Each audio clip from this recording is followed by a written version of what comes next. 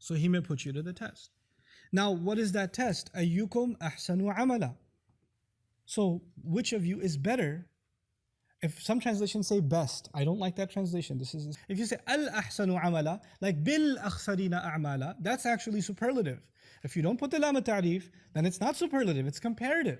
It's who is better? Who is better in terms of deed? There's a difference between better and best, isn't it? You know, when you're best, then only one person can be the best. You can't have two people that are the best. Best means number one. But when you say better, you've got a lot of people that are better. And by the way, you may never be the best, but you can certainly become better. There will never be a day in my life where I'll say, finally, I'm the best that I can be. But I could be able to say, alhamdulillah, I'm doing what? I'm doing better. Right? It's actually a mercy of Allah that Allah did not expect perfection. Allah expected improvement. Ahsan, not al-ahsan. It's ahsan. Just show me improvement. Show me And by the way, some people improve slowly, some people improve quickly. Some people make long strides. Some people are willing to give everything they own for the sake of Allah, and some people can give 1% of what they own, and that's improvement from zero. That's fine. You know? وَكُلًّا وَعَدَ اللَّهُ الْحُسْنَى. Allah has promised the most beautiful things to all of them. You know, everybody will make progress in their own way. It's actually a beautiful thing that Allah created this institution to see which of you is going to make strides to improve. So it's not a fatalistic view. That's the beauty of this ayah. It's not a fatalistic view. It's not death is coming, I'm not the best, I give up. You know? This is very pointed to me because of the culture I come from. This hits me in a different way because of me being Pakistani. And for those of you that are Indian or Bangladesh, Southeast Asians, you know why? Because we know what's instilled in us in our education system. If you don't score the highest in your class, agar first nahi aaye, to maro phir jaake. Fayda kya? If you didn't rank first in your class, why aren't you dead yet? Don't even show me your face. Why do we even send you for an education? What's the point? Number two? Two. You know, like, and you know what? That means the vast majority of children that are going through this education system expect the only way you're worth anything is if you are the best. And by the way, those who are the best suffer from the most extreme form of arrogance. Yeah. Right? They suffer from the most I came number one in my class, and then that guy's on that drug his whole life. You know, he can't get out of it. And the rest of them suffer from clinical depression. And that depression doesn't just remain relegated to the sphere of education. It actually transfers over into the kind of parents they become down the road, the kind of spouses they become, and the kind of view they have of their spiritual life.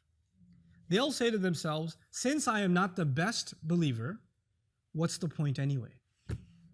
And they'll give up on all their practices, prayer altogether, practice altogether, because I'm not perfect. And the rationale they will argue is amazing. Look, I'm not perfect, okay? I can't do all that stuff. They'll actually offer that rationale. And that entire diseased mindset is crushed in just one word. Ahsanu. He didn't ask you to be perfect, stupid. He didn't ask you to be perfect. Subhanallah. Ayyukum ahsanu. Yeah, we're going to be here till 5. Okay, so now listen to this. لَيْسَ الْفَقِيهُ مَنْ يَعْلَمُ الْخَيْرِ مِنَ الشَّرِّ. The one who understands properly isn't just someone who understands right from wrong, good from bad.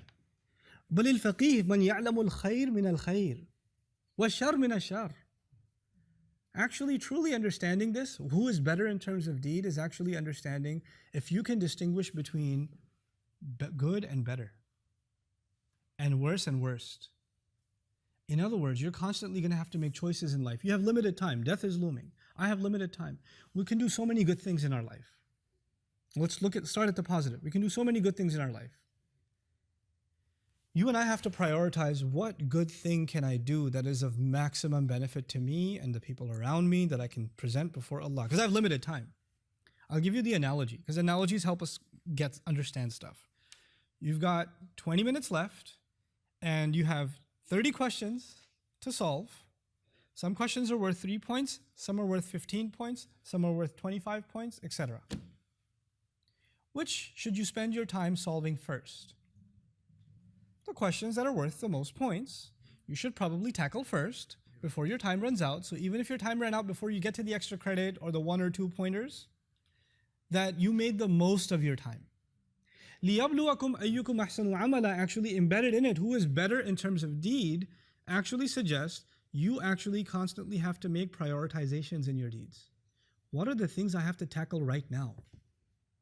What's the best thing I can do? That's on the positive side, but this actually has a view on the negative side too. Ahsanu amala also means to remove ugliness from our deeds. There are problems that I have. There are things I should better about myself, right? None of us are perfect. We all have flaws, but there are some flaws that are mission critical. We need to get rid of those. And some things are, they can take some time. It's nice if you got rid of them, but they're not mission critical. If, for example, someone's not praying,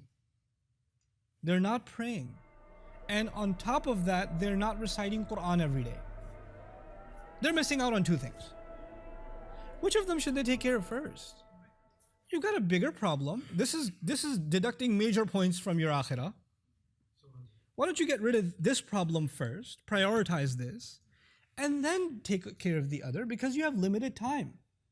So understanding the value of good and bad, and understanding what big bad things I have to get rid of, what major flaws I have to work on, and what major good deeds should I be engrossed in right now, as opposed to things that can wait. At the end of the day, even in worldly life, you and I have a list of things we wanted to accomplish in the next 24 hours, and we never get through them. Right? I want to get da, and we don't get through them. And you know what happens most of the time? You have 2 kinds of people. You have people that they don't have a good sense of time management, so they'll just do whatever came to their mind, and then at the end of the day go, I had to do this, and I forgot it. I was supposed to put that in the mail. I was supposed to open the account. I was supposed to do that, and I completely forgot it. Now I'm past the deadline. And then there are those who look at that list and say, all right, what do I need to do today? And if I didn't do today, there'll be a problem. And they check mark those and they take care of those things first. And then if there's time left over, this is smart time management, right? It's actually in the words خَلَقَ الْمَوْتَ وَالْحَيَاةِ لِيَبْلُوَكُمْ أَيُّكُمْ أَحْسَنُ عَمَلًا is the entire philosophy of time management in the Quran, in this small phrase. Okay?